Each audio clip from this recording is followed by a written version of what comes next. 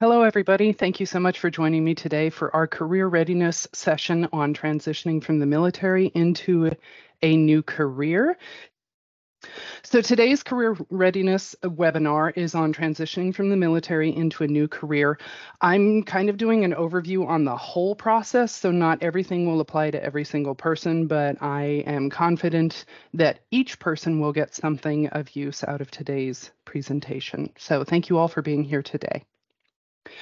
So we're going to jump right in talking about the timeline, because a lot of times this is a very popular question that we get asked here. I've got my ETS is coming up soon, or I'm retiring soon. How far out do I need to begin getting ready for transitioning out of the military? Okay, so we usually recommend no later than 1 year out. You want to start doing this research, okay? While you are still active duty and around your commands, your IPACs, your admin shops, I do recommend that you collect your fit reps, your award citations. Your JST, I know that you can access that at pretty much any time, but still, it's a good idea. Basically, anything that has anything to do with your career, what you did, what kind of training, what kind of additional billets you served, any projects you managed, anything like that. You want to collect all of that information, okay? Those details fade from memory very, very quickly. So be sure to grab those before you transition out for sure, okay? Some of you may be wondering about the degree that you have picked so far. You may be trying to choose a degree. You're just not really certain, about your degree situation. For that, again, recommend research, okay? If you are even currently in a degree program and you just jumped into that because you were fairly certain that's what's going to be needed in the future for your jobs, you may still want to look into it. It is a very good idea to research your degree, no matter how confident you are that it will do what you want it to. It's still a good idea that you research this degree so that you can make sure that it's going to do what you think it's going to do. There is not a single degree out there that you could get that is suddenly going to fling all sorts of doors open for you and be the sole deciding factor on whether or not you get a job. Okay, so research your degree, but also be looking at those job descriptions. Okay, and we'll get into that a little bit more as we move along in the presentation today. Okay. So some of the considerations to make when researching that degree, as far as like if you're still going to go through the degree, not for those of you who've completed it or you're almost at the end of it, you want to consider your financing, how are you going to pay for it, the timeline that you may need to complete that degree in. Some of you may want to get an associate's degree on the way to a bachelor's degree. So that's something to consider. Methodology, you may have started out online and realized, hey, for math, I'm not so great being online. I need to go to an in-person campus, those sorts of things. Okay, so definitely keep, these things in mind when researching your degree.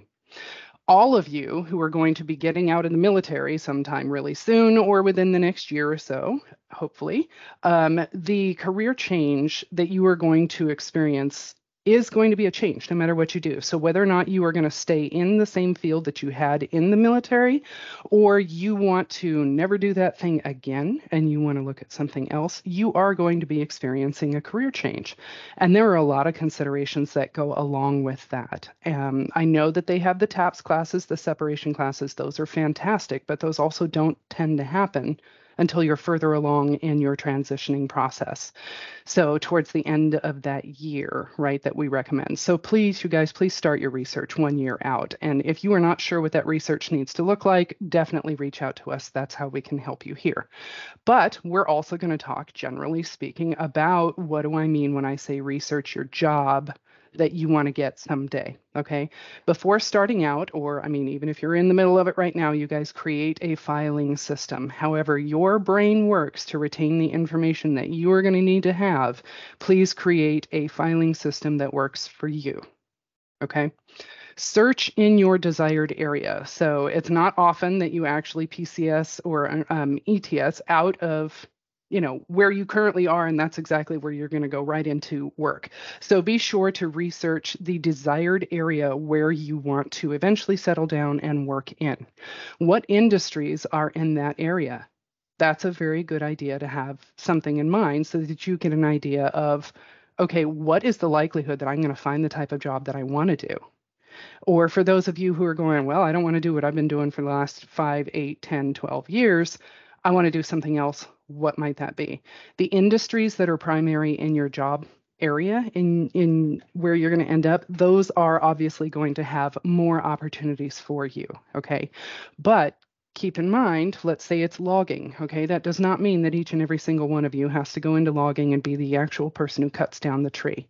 Logging industries still need logisticians. They still need dispatchers. They still need HR managers. Okay.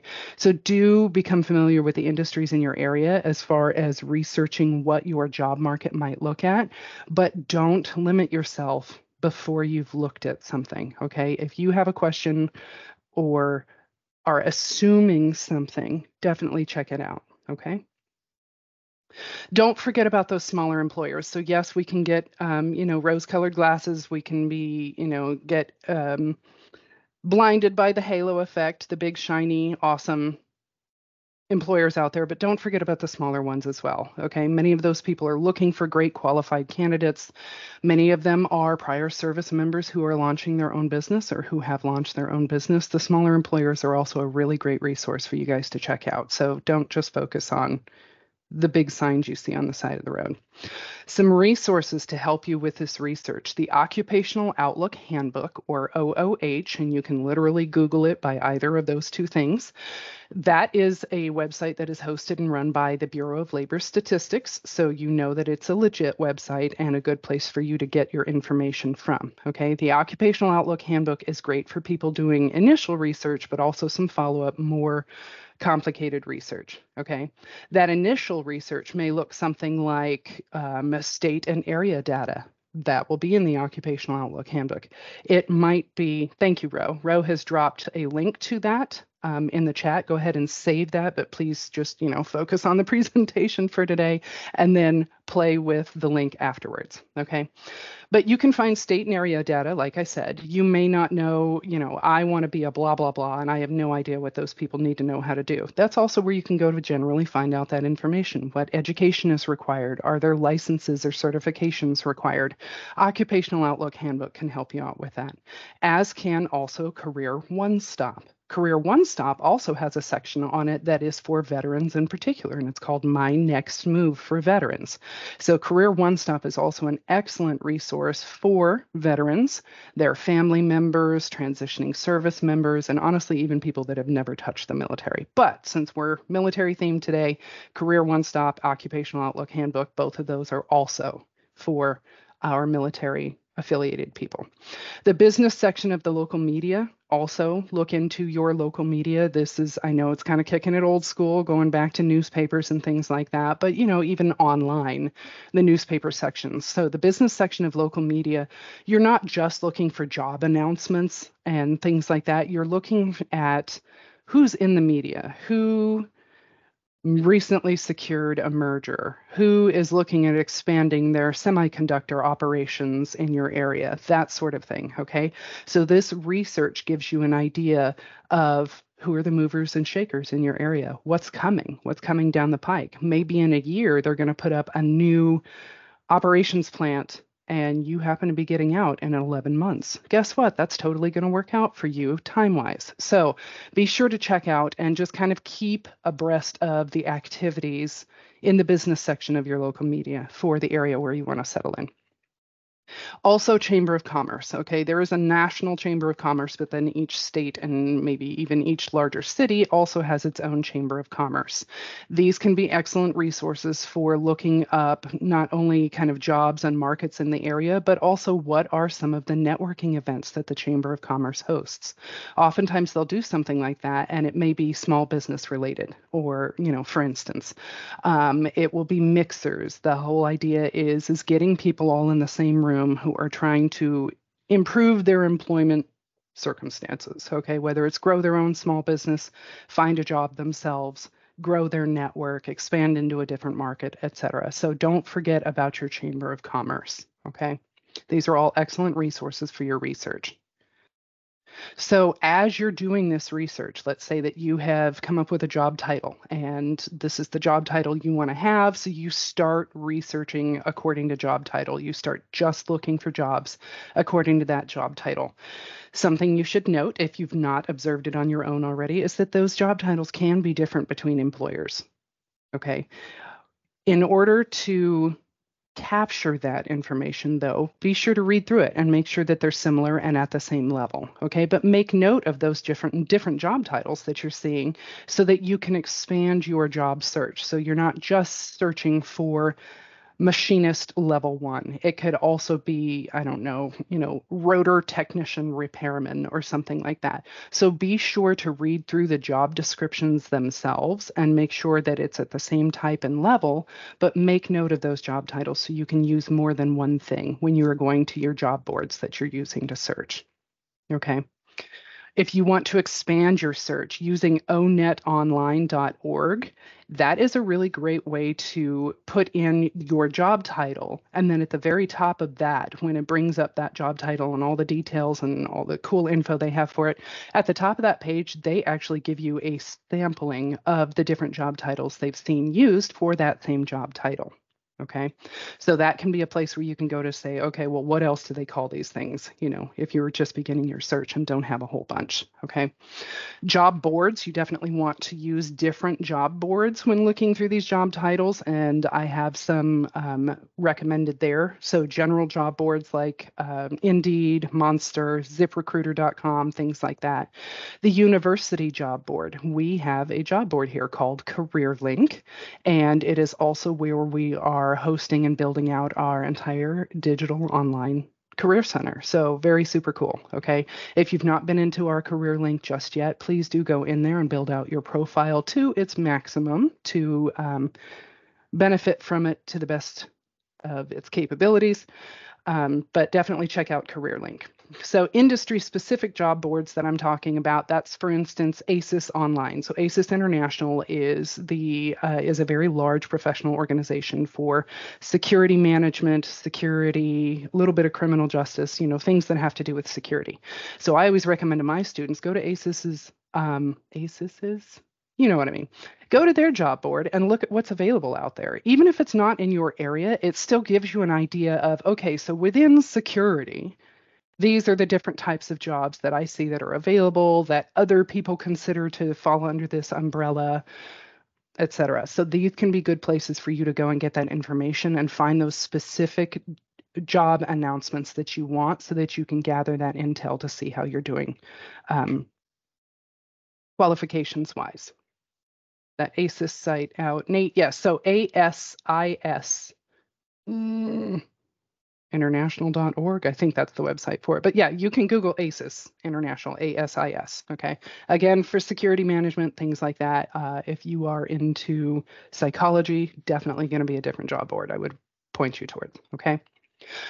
All right. So as a note, before I move off of it, okay, Career Link is in your it's in your eCampus underneath the Career Services tab. So if you go into the Career Services section, you should be able to find Career Link. Excuse me. And Ro has also pasted a link. Thank you, Ro. Okay, so real quick though, before I move off of the industry specific things, when you guys are going to those membership or to those professional org websites, it's a professional org. They need money to keep the membership going, to keep the org going and things like that. Many of them do have their job boards available to everybody. Okay, so I'm not here to tell you to go out and spend money. I'm here to tell you to go out and make use of all of the open source intelligence you can gather. Okay, if you decide that the additional benefits that a membership would bring you are worth it to you, then that is between you and your wallet. Okay, back to this. All right, so LinkedIn, you see that I have that both for expanding your idea about which job titles to use, but also this is how you can search. Okay, on LinkedIn, you search not only for jobs, but search people who have the job that you want and look at what their qualifications were beforehand. That can give you an idea of the things that you might need to have in order to make yourself a qualified candidate. Okay. So LinkedIn can also be a great resource for this purpose, okay? When you are researching You're looking at job titles, you're gathering these job descriptions. You are also going to be looking at qualifications, okay? You can search for jobs by qualifications, so we'll discuss that there. But also you need to be looking at the qualifications because you need to do a gap analysis. So you need to know today, with everything that you have to offer today, is that enough for the job that you want to get into, or are you missing some qualifications? And if you started that research at least a year out from when you separate, you've got the time to try to close that gap a little bit. For those of you who are kind of in that situation right now, still close the gap, okay? That's why we're looking these things up. Okay, so you can search jobs according to qualifications. So let's say you want to search a job for, hey, what kinds of jobs could I have available to me with a criminal justice degree? We have the program-specific career resources. So that's that PSCR that you see right there. And what can I do with this major? I just didn't feel like typing all that out. Please forgive me, you guys. These are both available in the career services pages on the AMU or APU website. Okay, so you can definitely go into these and check them out. They're going to give you an idea of jobs that are related to certain degrees. Remember what I said in the beginning, though, there is no degree that's going to suddenly fling doors open and you can walk into a job and the degree is the only thing you have. Okay, there is so much more that goes into consideration, but degree is definitely part of it. Okay, and then Ro is putting in a message in the chat for you all. Okay, so the other place where you can search according to what my college major is usajobs.gov. You can actually search for jobs according to major. Okay, they actually have a page on there. You can Google that as well. So USA Jobs, jobs by, federal jobs by major, and it will bring up a list that will provide you series numbers that you can search. Really super cool. So if that's you, if that's the boat that you're in, you got the degree because you're interested in the content, but you want to know what you can do with it, these are some great places to look. You can search jobs by license or certification. Okay, so if you know that if you have a license or a certification right now and want to know what you can do with it, you can search according to that.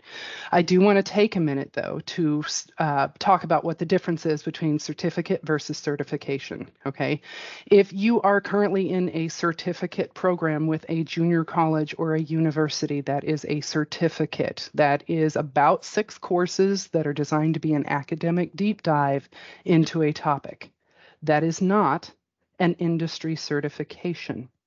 An industry certification requires a certain number of hours of experience already in order to sit for the exam. It requires a certain level of education and training in that. And again, you have to sit for an exam. Assuming you pass the exam, you then, for the next 5 years or 1 year or however long that certification is good for, there will probably be a continuing education credits requirement for you to maintain that certification. So certificates at universities and colleges are not industry certifications. So that's just something that's very important for you to understand. Okay. Look at state requirements for licenses or certifications. Look at the state licensing boards for that. A lot of times they're going to have articles, links, et cetera, to other jobs and job titles that you can research. Okay.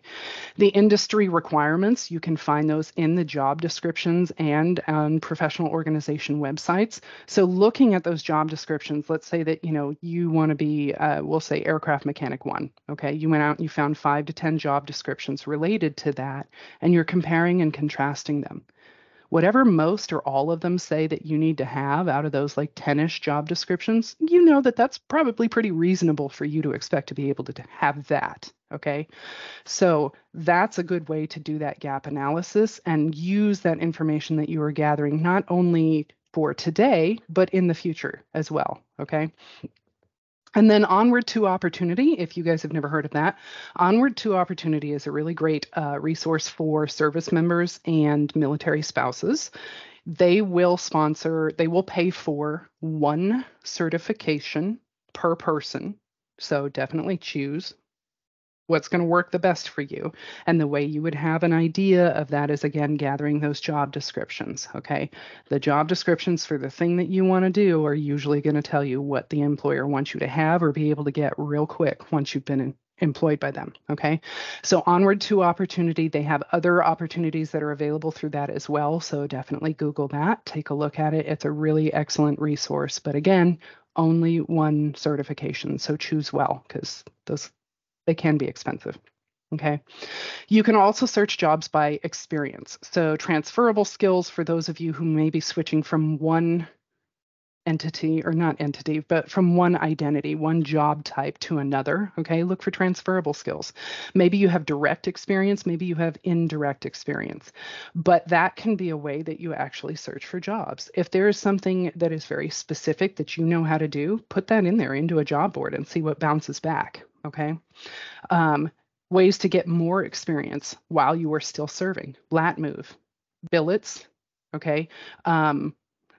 Project or program management things that you did. Each of you have probably managed a project, even if it was one day long and it was cleaning out whatever bay, or it was long term and it was setting up an entire movement. Okay. Internships and fellowships, also really great ways to get that experience. If you have not heard of SkillBridge yet, you definitely need to check it out. It has some excellent opportunities for service members who are in the last 6 months of their active duty contract to get experience doing the thing that they want to do when they get out. And the cool thing is you don't necessarily need to be doing the same thing that you're doing in your military service job now. So definitely look into SkillBridge if you've not looked into that yet. The PMF program is for graduate level students and above. AWS, Amazon Web Services. Vet Tech by Skillstorm. I mean, there's a lot of really great things out there, you guys. Apprenticeships, boot camps, things like that. That the Career One Stop will also, that resource I told you about before, will also have a lot of information on internships, fellowships, things like that. Gig work and volunteering as well. Okay, so very helpful information to have. These are great ways to develop your network even, and to also develop the qualifications that you can speak towards having. All right, moving on. So let's talk about resume a little bit, okay? Because obviously that's going to be a concern as well. So from the coaching perspective, when we have a student come into us and they go, man, I've been putting out 20, 30, whatever resumes and I'm not hearing anything back. To a coach, immediately that makes us think, okay, so your resume is not doing the job that you think it is. And there's an opportunity there for us to look at it and work together to change it. So if you find yourself in this situation, whether you've worked with one of us or not before, if you're putting out a whole bunch of resumes and you're not getting any kind of responses back, some of that is kind of the job market now, but something else you should at least ask yourself is my resume doing the job I want it to? Okay. If you're not getting responses back, then, be honest with yourself what that answer is. Okay. So for crafting your resume, for those of you who are interested in a federal job, you need to know that there is such thing as a federal resume, and you need to assume that that is what you are going to use to apply to your federal position. Okay, so if you are not going to be working for a federal agency, you are probably looking at a private sector job, which is that more traditional looking 1 to 2 page resume that we all grew up hearing about. Okay, so the how to determine which. If you are going to be working for the Defense Intelligence Agency specifically, then you are applying to a federal agency. If you are going to be working for Booz Allen Hamilton on a contract with the Defense Intelligence Agency, you are using a private sector resume because you are working for a private sector contractor employer. Okay, so that's how you know the difference.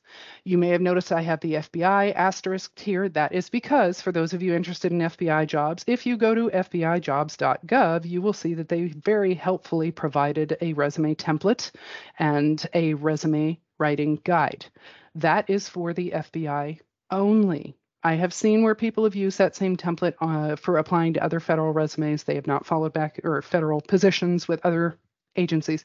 They've not replied back to me to let me know how well that worked, but as a coach, I'm going to tell you not to do that. I specify to my students, use the traditional federal resume for anything that is not FBI. If it is FBI, use the resume they told you they want to see for obvious reasons. Okay? Break up your military experience by duty station or billet. It breaks my heart every single time I see somebody put 10 years worth of work experience into 6 bullet points. Okay. In 10 years, okay, I'm going to wait because I see somebody is saying that they're having audio issues. Can the rest of you hear me? Might it just be the one individual? Audio's good here. Okay. Yes. Okay. Good to go. Thank you, everybody. I appreciate that. Ro, can you try to help that person? Okay. All right. So back to military experience by duty, station, or billet. And I put it that way because it really depends on what your career is. You know, in the Marine Corps, they're really avid about not letting you stay anywhere for longer than 3-ish years. Whereas in the Air Force and Army, I've seen where you guys have stayed in one place for quite some time. Very impressive.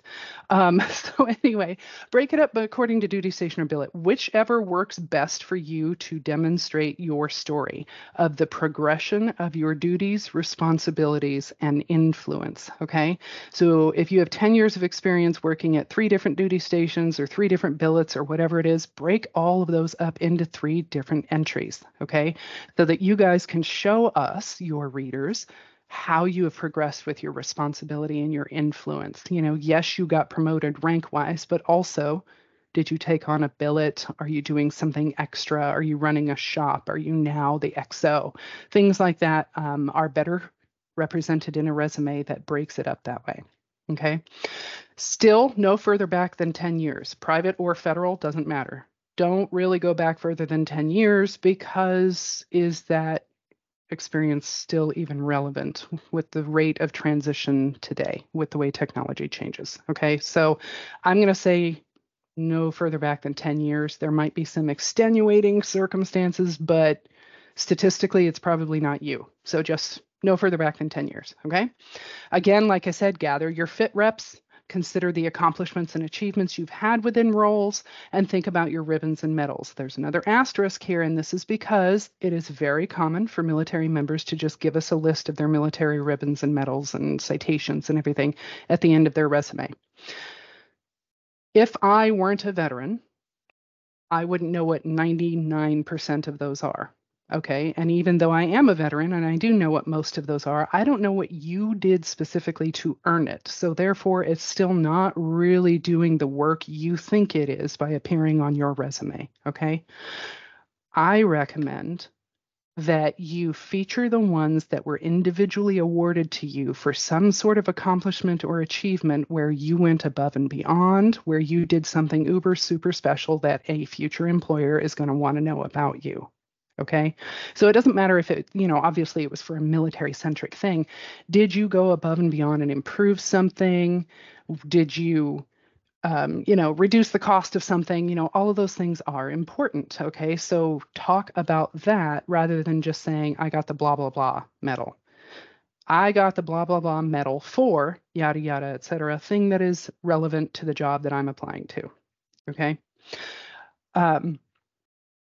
Make sure that your ribbons and medals and all of your awards and everything, make sure that all of them are featured on your LinkedIn profile. Okay. All of your experience on your LinkedIn profile. Think of your LinkedIn profile as like your CV. That's I put everything I think someone's going to want to know about me set, whereas a resume is a targeted marketing document. So anything that's not on your resume can still be seen on your LinkedIn profile. Sometimes that helps people to kind of let go of that a little bit. If it's on your LinkedIn profile, an interested employer will go see it. Okay.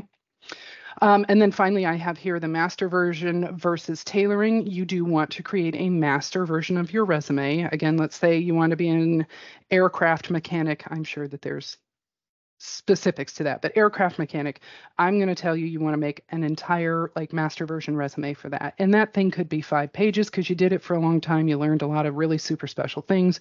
You did a lot of really super special accomplishments and achievements related to it.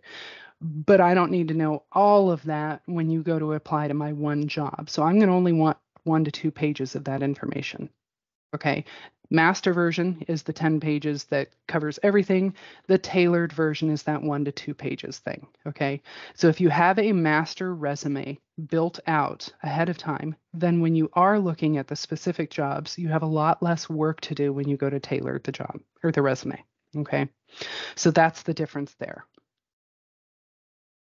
All right. Another important subject, topic, whatever, to discuss when we were talking about resumes in particular, but then also later on when you're in an interview as well, okay, is translating military terms. And I'm sure that each and every single one of you on this call has already heard that, but sometimes we don't know what that means, okay? So as a, for instance, 31E, that's something I've seen come through on a resume. I had to go look it up. I don't know what that is. Even if I were in the Army and then 31E wasn't what I did, I still wouldn't know what that is. So you guys, please, rather than giving us, codes, actually write it out. So corrections or detention specialist, this person could have chose one and not the other, or put both of those on there, whatever. But just putting those MOS codes, that's not helping anybody. Okay, well, it's not helping you. And that's really ultimately who we care about today, right? You. Platoon sergeant, same thing. If somebody doesn't know what a platoon sergeant is, they've heard of that and they've seen it in movies and they go, "Ooh, neat." But I mean, really, can they really understand what that meant? No, you want to talk about being a supervisor. Supervised up to 35 troops at one time, yada, yada, you're given a number. So even if somebody knows, okay, supervisor, did you have 3 people or 35? Okay, you still want to give those details, all right? So instead of platoon sergeant or unit commander or something like that, we want to think about what might be a non-military equivalent of size and responsibility, okay? Something else that doesn't always get considered is language connotations, okay? So for instance, hostile. So, interacted with 52 hostiles, okay? Yes, that's what we call it in the service, and that's okay there, but outside of that, when we're talking not in that space, we need to think about the connotations that sometimes gives. And it's not so much, oh, we're looking out for triggering somebody, or it's not that. We just don't ever want to create any kind of negative feeling, thought, question, concern, anything to come up when somebody is reading your resume. That's why we tell you be sure to proofread it. You don't want mistakes. You don't want to say, keen attention to detail, and then I can look at it and find 4 mistakes immediately. Those sorts of things, okay? So we don't ever want to create a negative scenario when the person reading your resume is reading your resume, okay? And then finally, acronyms also, right? I mean, the world lives and dies by acronyms. We all have them, and they all mean different things depending on where you are. So please, when you are using an acronym, write it out fully. So ATM, automatic teller machine, and then put ATM in parentheses after that. And then through the rest of your resume, you can just use ATM because you've already told us what it means. Okay. Same thing with the acronyms. The first time you use it, please spell the whole thing out, then give the acronym. And then from there, you can go on and use the acronym afterwards. Okay.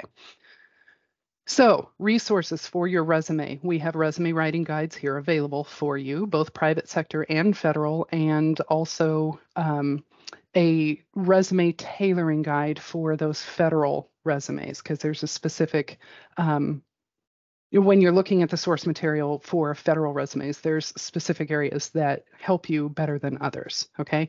So here at Career Services, we do have the resume writing guides available to you. You can ask for them. You can go on your eCampus and look for them. You can also find them in the resources section of CareerLink, and you can find them in the Success Center. So resume guides, we've got them. Come get them. Please ask your questions if they're not clear. The resume builder, for those of you who are interested in a federal, Nate, I'm going to have Ro, can you answer that question for Nate? And then if we have time at the end, I will definitely come back to it. I'm trying to go a little bit faster through this one because in previous ones I've had, we got all the way up to the end of it and didn't have time for questions. So if I feel like I'm going a little bit faster, you guys, you're probably right. Please just be ready with your questions. Okay. All right.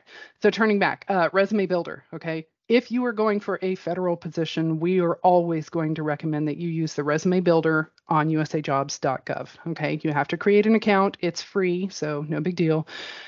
Use the resume builder. You can create up to 5 different resume types. So remember, I talked about that master resume. So you can create up to 5 different master resumes, and nobody's going to see a single one of them until you choose one to be findable, okay? So you don't ever have to choose one to be findable. You can leave all 5 there looking gross and hideous or, amazing, whatever their status may be, and nobody will ever see it until you pick one to be searched.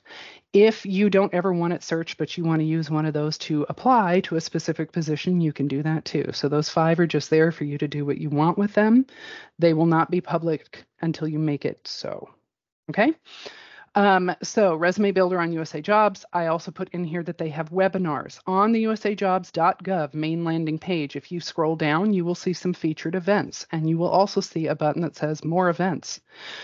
They have resume building webinars on USA Jobs repeatedly throughout the month. And sometimes it's OPM, the federal government's HR department, basically.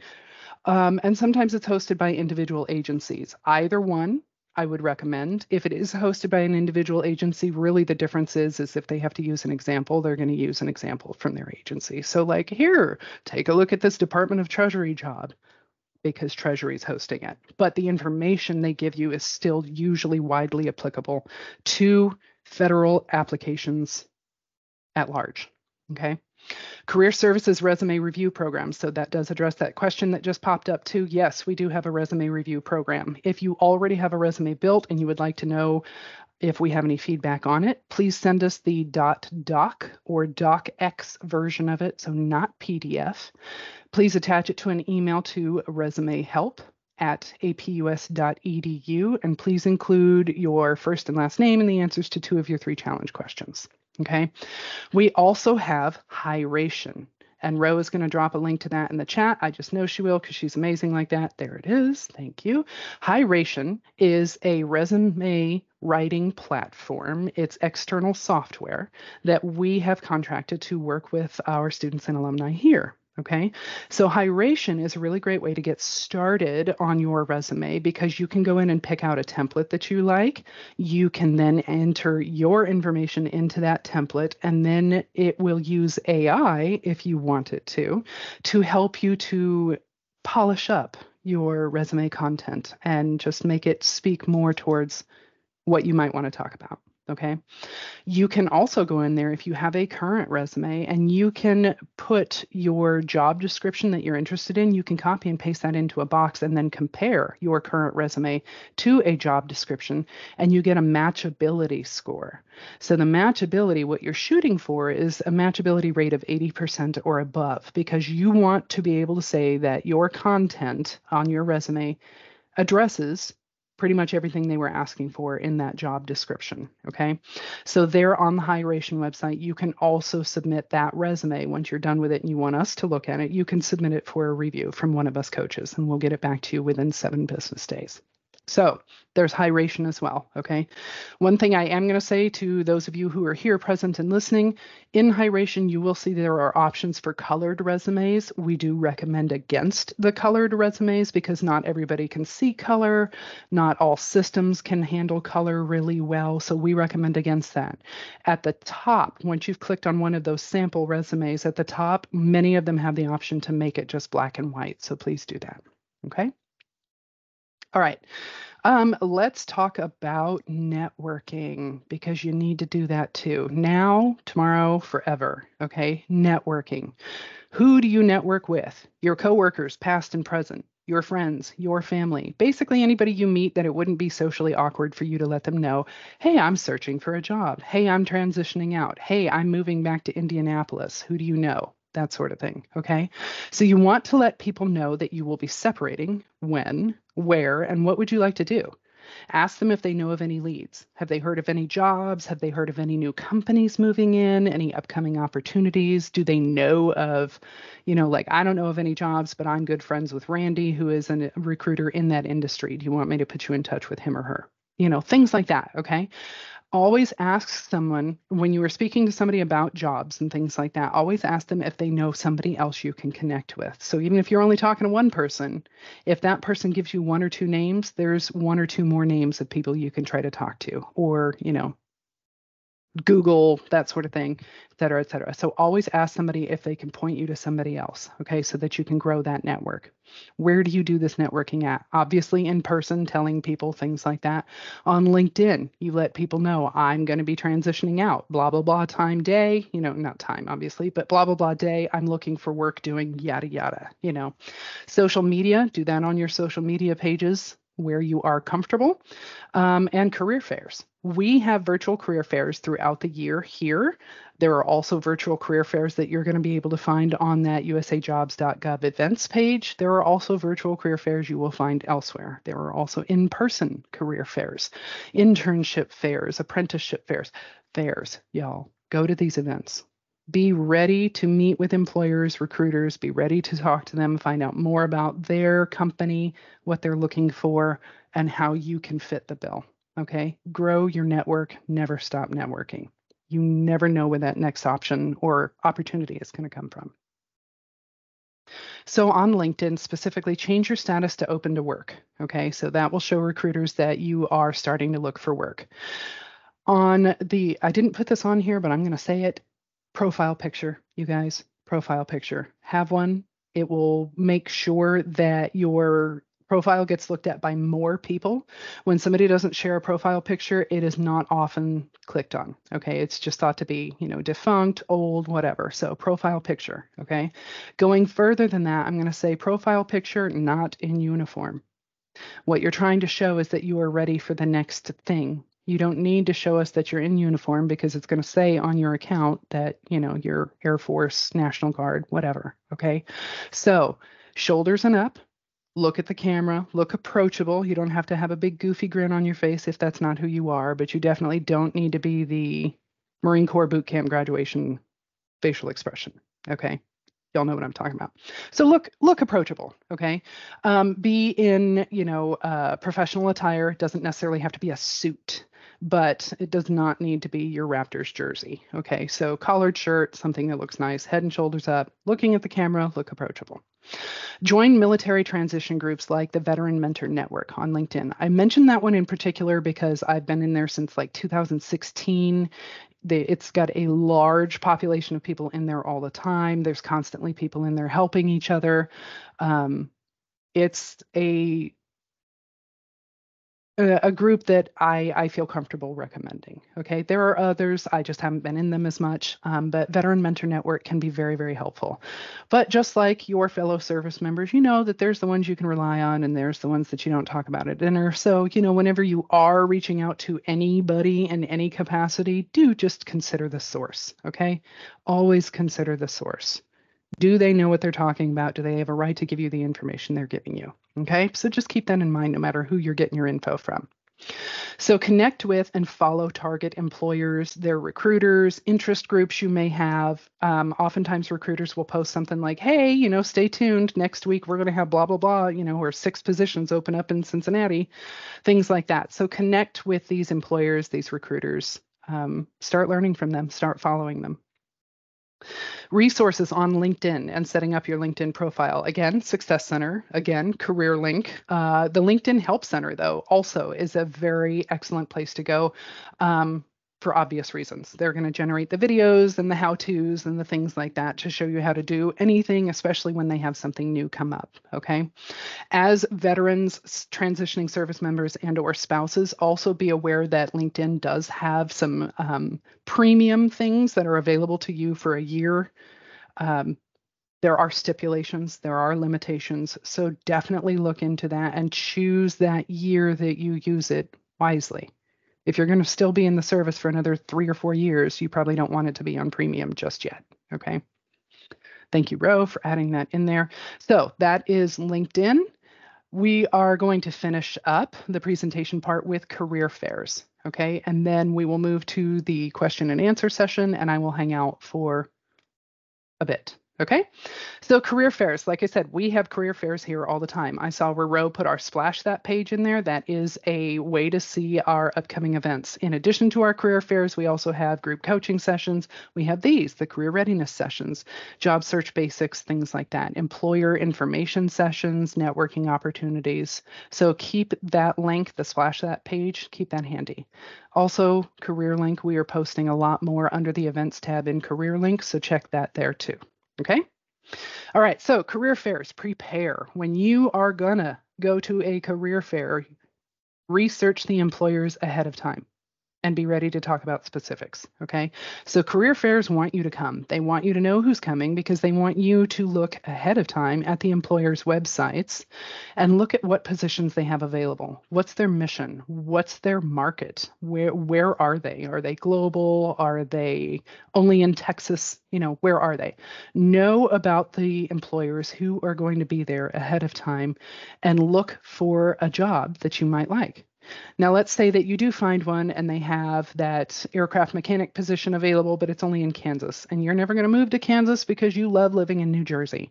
You could still go and ask and say, hey, I see you have an aircraft mechanic level 1 position available in Wichita, but I live in Hoboken. Do you ever have these positions available there?